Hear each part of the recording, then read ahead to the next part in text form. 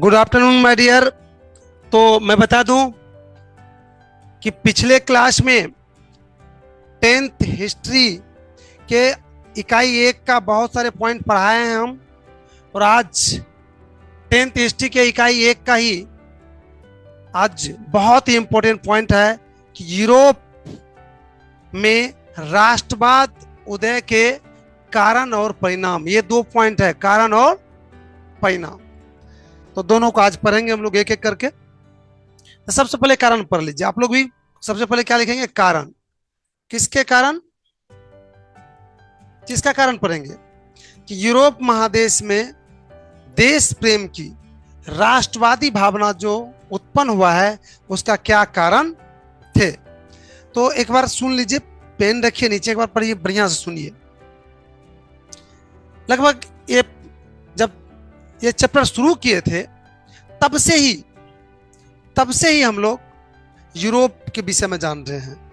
तब से ही यूरोप में राष्ट्रवादी भावना के विषय में चर्चा हो रही है।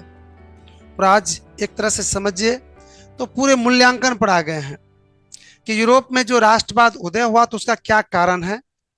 वो कारण को पढ़ेंगे, उसके बाद परिणाम को पढ़ेंगे। तो सबसे पहले कारण सुन लीजिए। पहला कारण क्या है? यूरोप में राष्ट्रवादी भावना उत्पन्न होने के सबसे पहला कारण है कि अमीर लोगों द्वारा, एक नंबर में, अमीर लोगों द्वारा गरीब लोगों का शोषण किया जाना। क्या मानते हैं इस बात को कि नहीं मानते हैं? यूरोप में कुछ लोग थे जो शासन कर रहे थे और गरीब लोग को क्या कर रहे थे? शोषण कर रहा था, पहला।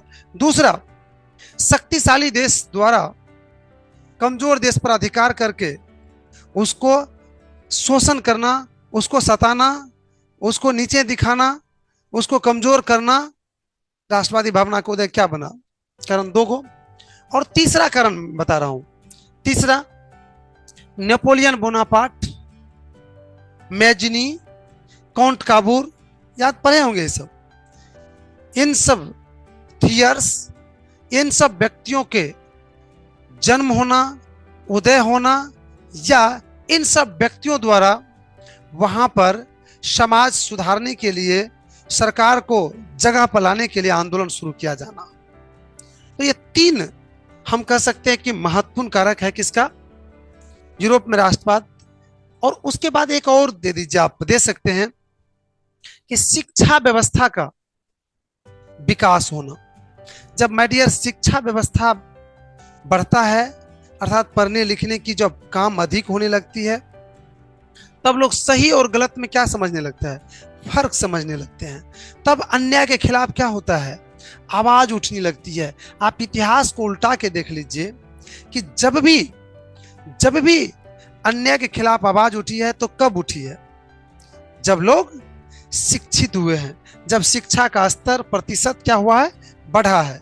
और जब शिक्षा का स्तर प्रतिशत कम रहता है तब अन्याय के खिलाफ आवाज नहीं के बराबर उठता है।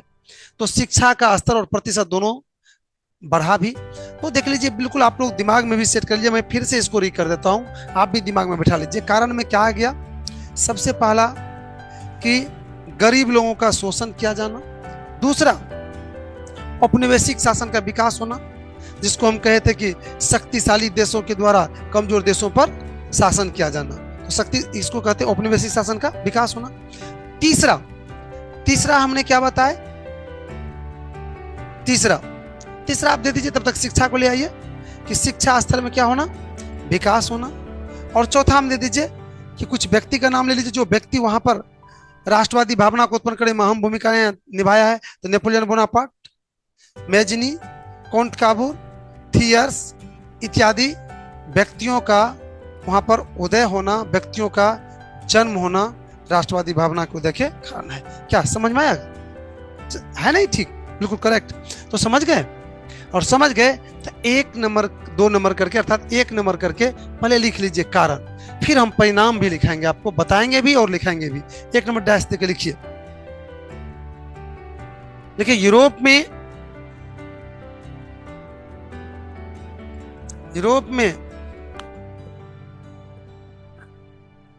गरीब लोगों का, यूरोप में गरीब लोगों का शोषण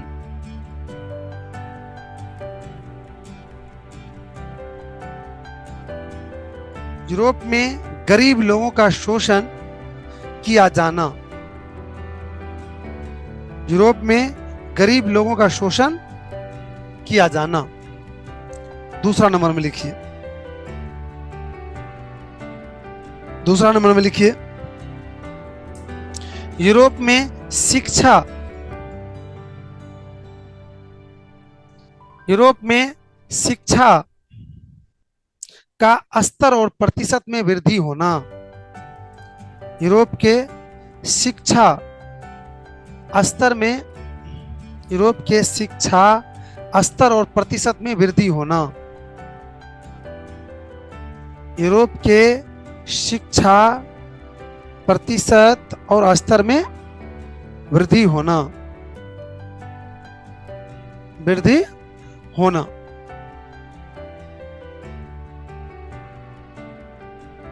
तीसरा में, यूरोप महादेश की, यूरोप महादेश की धरती पर, यूरोप महादेश की धरती पर, यूरोप महादेश की धरती पर Napoleon Bonaparte, Napoleon Bonaparte, Napoleon Bonaparte comma Bismarck comma Count Cavour, Count Cavour comma Mazzini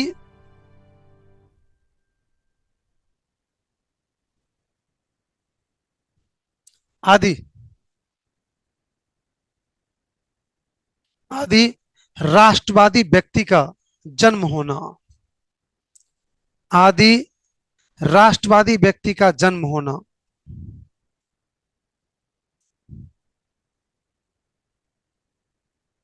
आदि राष्ट्रवादी व्यक्ति का जन्म होना। कितना लिखे? एक और लिखिए,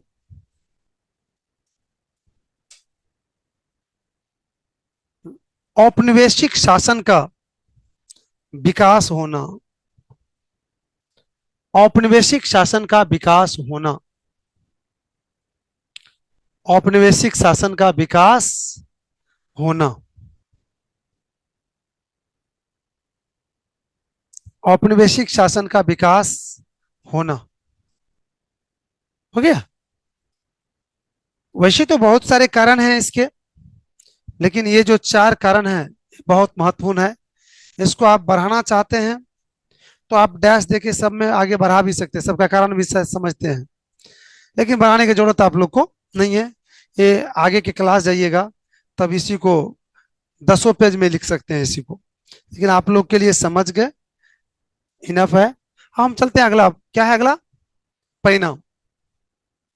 किसका परिणाम? किसका परिणाम? यूरोप में जो राष्ट्रवादी भावना का उदय हुआ तो उससे क्या रिजल्ट निकला, वही नहीं परिणाम।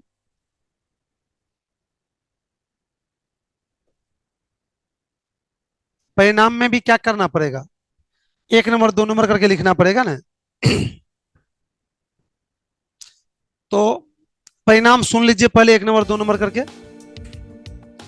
सबसे पहला क्या हुआ कि शोषण के खिलाफ, अर्थात राष्ट्रवादी भावना जो उत्पन्न हुआ, शोषण के खिलाफ आंदोलन शुरू हो गया, पहला। दूसरा क्या हुआ? दूसरा हुआ कि जो देश दूसरों के अधीन में था, गुलाम था, वो आजाद होने के लिए आंदोलन को और तेज कर दिया। तीसरा क्या हुआ? जर्मनी, इटली जैसे बिखरे देश जो था वो एकजुट होने का प्रयास करने लगा, और हुआ भी। जर्मनी एकीकृत हो गया ना, इटली एकीकृत हो गया ना, किसके कारण से? राष्ट्रवादी भावना से। और नेक्स्ट हम कर सकते हैं कि इस भावना के उत्पन्न होने से यूरोप महादेश के कई देश स्वतंत्र हो गया। और फिर नेक्स्ट कह सकते हैं कि इस के बाद यूरोप के साथ साथ अड़ोस पड़ोस में भी जो गुलामी से छुटकारा पाने के लिए आंदोलन चल रहा था उसमें और तेजी आ गया। एक और आया मेडियर, वो सुन लीजिए।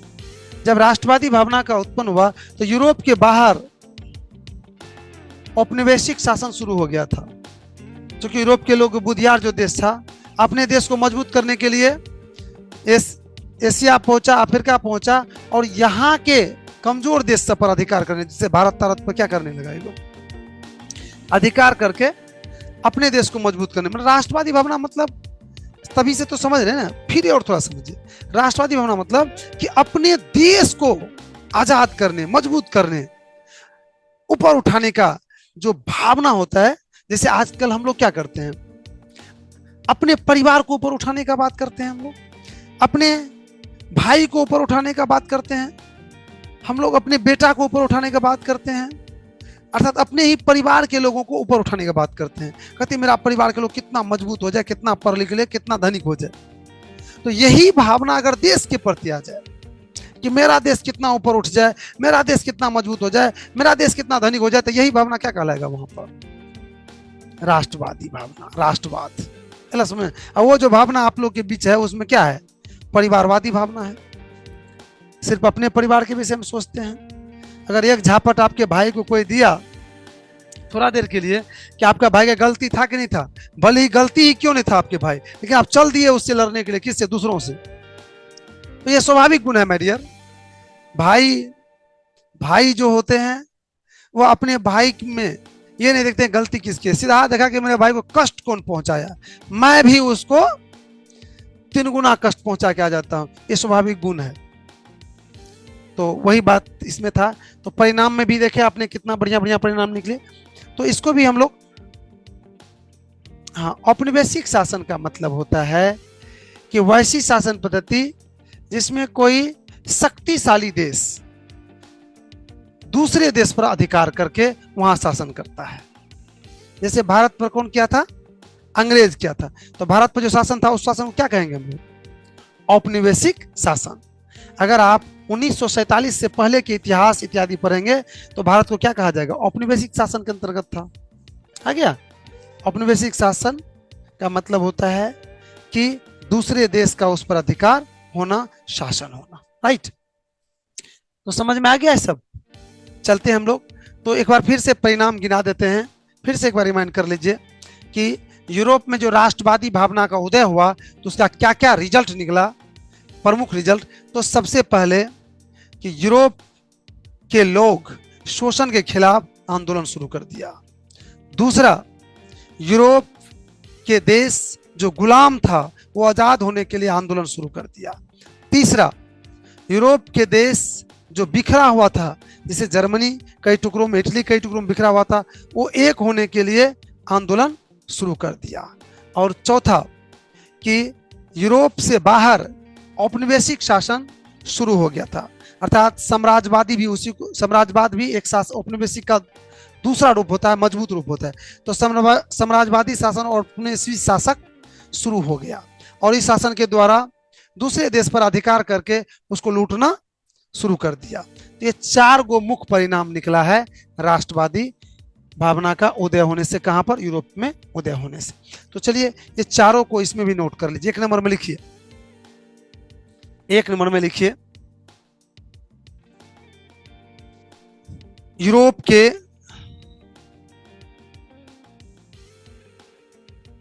के लोग शोषण के खिलाफ, यूरोप के लोग शोषण के खिलाफ आंदोलन शुरू कर दिया।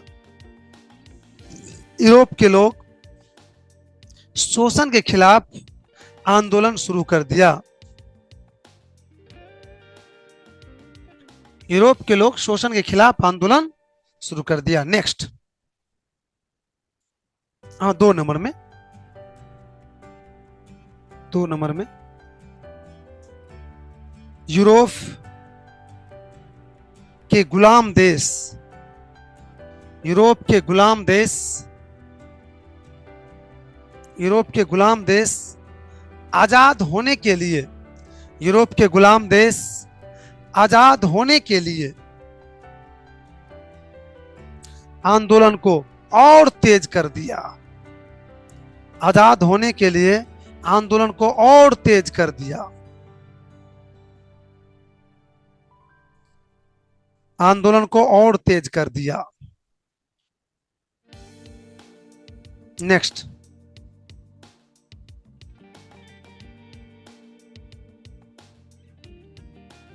नेक्स्ट जर्मनी, तीसरा नंबर, तीसरा number Germany, Italy, Germany, Italy जैसे, जर्मनी, इटली जैसे बिखरे हुए राज्य, जर्मनी, इटली जैसे बिखरे हुए देश, राज की जगह देश दे दीजिए, बिखरे हुए देश एकजुट होने लगा या एकीकृत होने लगा। माय डियर, एकजुट को छांट दो, क्या दो, एकीकृत होने लगा, एकीकृत होने लगा।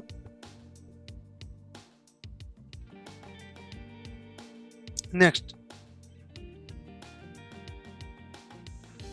यूरोप के बाहर, यूरोप के बाहर भी, यूरोप के बाहर भी राष्ट्रवादी भावना, यूरोप के बाहर भी राष्ट्रवादी भावना को,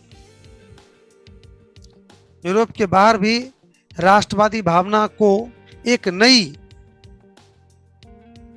एक नई ऊर्जा मिली, एक नई ऊर्जा मिली। नेक्स्ट,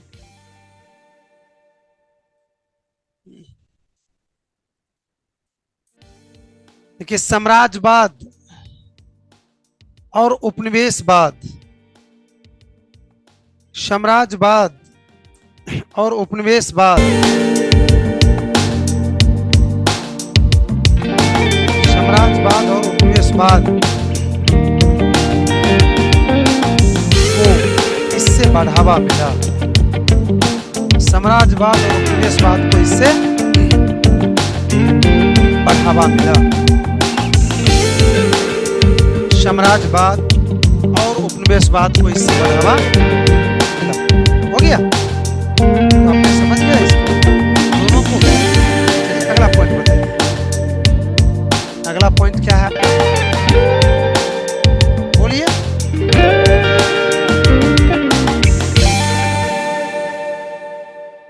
जी हाँ, हंगरी, पोलैंड और बोहेमिया में राष्ट्रवादी आंदोलन। जी लिखिए, ये छोटा छोटा देश है, यहाँ पर भी आजाद होने के लिए आंदोलन हुआ है, उसका भी कुछ कुछ जानकारी आपको लेने के लिए ये सिलेबस कर रही है। हंगरी, कोमा, पोलैंड, पोलैंड और ये माय डियर सब वहीं का देश है। कहाँ का, हाँ यूरोप का, बोहेमिया, हंगरी, पोलैंड और बोहेमिया में राष्ट्रवादी आंदोलन, राष्ट्रवादी आंदोलन। तो इन देश में भी ये तीन देश जो हम दिखा रहे हैं, पहला क्या है, हंगरी, दूसरा क्या है, पोलैंड, और तीसरा क्या है, बोहेमिया। माय डियर, ये तीनों देश गुलाम था, तीनों देश गुलाम था, किसी न किसी देश का इस पर शासन था। तो ये तीनों देश भी प्रयास किया है शीघ्र स्वतंत्र होने के लिए, तुरंत आजाद होने के लिए। और वो आज़ादी में इसको क्या क्या हुआ है, क्या क्या ये किया है, यही हम पढ़ेंगे। तीनों अलग अलग करके पढ़ेंगे, लेकिन आज नहीं, कल होगी क्लास इसका। तीनों को कल हम बढ़िया से पांव हाथ तोड़ देंगे, ठीक। तो चलिए आज की क्लास को हम यहीं पर विराम दे रहे हैं।